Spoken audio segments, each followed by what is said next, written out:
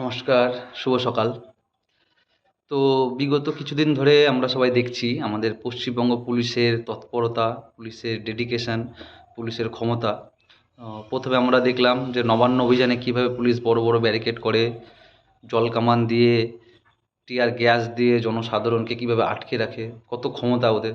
এবং তারপরে বিজেপি যেদিন বন্ধ ডেকেছিল সেদিন একেকটাকে চ্যাংতুলা, চ্যাংতুলা করে পুলিশে তুলে নিয়ে যাচ্ছিলো। এমনকি রাজ্য স্তরের নেতাদেরকেও ধরে, ধরে গ্রেপ্তার করছিল। মানে পুলিশের ক্ষমতা একেকটা পুলিশের ভিতরে সিংঘাম ঢুকে গেছে।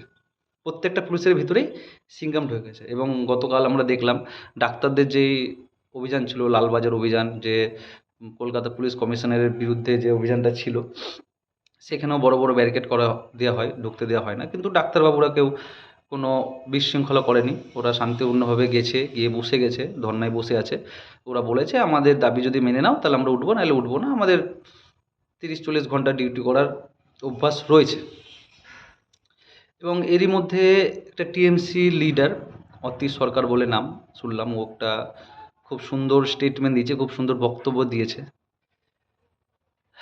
দাদা বলছে, বাড়ি ঢুকে মা বোনদের বিবৃতি ছবি তুলে দেয়ালে টাঙিয়ে দিয়ে আসবো।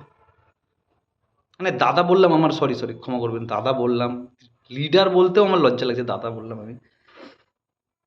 ভাবুন তো, এটা এটা কথা, এইটা বাংলা? এই বাংলা একসময় স্বাধীনতার কেন্দ্রবিন্দু ছিল। এই বাংলা একসময় ভারতের বিপ্লবের কেন্দ্রবিন্দু ছিল। এই বাংলায় দাঁড়িয়ে একজন বক্তব্য দিচ্ছে যে বাড়িতে ঢুকে মা বোনদের বিবৃতিকর ছবি তুলে দেয়ালে টাঙিয়ে দিয়ে আসবো। কারণ মমতা বন্দ্যোপাধ্যায় মাননীয় মুখ্যমন্ত্রীর ব্যাপারে কেউ যদি ফেসবুকে কোনো পোস্ট করে, কেউ কমেন্ট করে, অপ্রীতিকর যদি কেউ কমেন্ট করে, তাহলে এরকম করবে।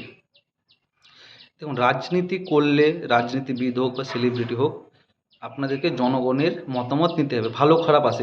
এই মমতা বন্দ্যোপাধ্যায় মুখ্যমন্ত্রী বা টিএমসি লিডাররাও কিন্তু বিরোধী দলের নেতাদের ব্যাপারে কুরুচিকর, অসভ্য মন্তব্য করে, স্বয়ং মমতা বন্দ্যোপাধ্যায়ও করে।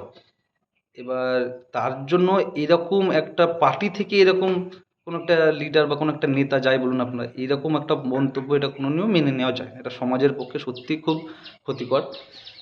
এবং শুনেছি তাকে নাকি টিএমসি বরখাস্ত করেছে। কিন্তু আইনি ব্যবস্থা কোথায়? এইখানে পুলিশের তৎপরতা কোথায়? এইখানে কোথায় হিউম্যান রাইটস?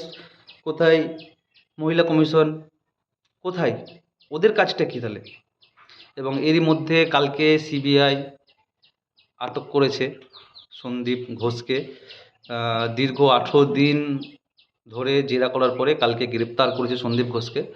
এটা ভালো খবর। এর জন্য যারা প্রতিবাদ করছিল তারা অনেক ভালো খুশি আছে, এবং এই প্রতিবাদ ওরা আরও চালিয়ে যাবে। আপনারাও ওদেরকে সহযোগিতা করুন প্রতিবাদে, যেন প্রত্যেকটা আসামি, বাংলার প্রত্যেকটা দুষ্কৃতী যেন ধরা পড়ে। তাই এইভাবে প্রতিবাদ যেন চলতে থাকে। নমস্কার, ভালো থাকবেন।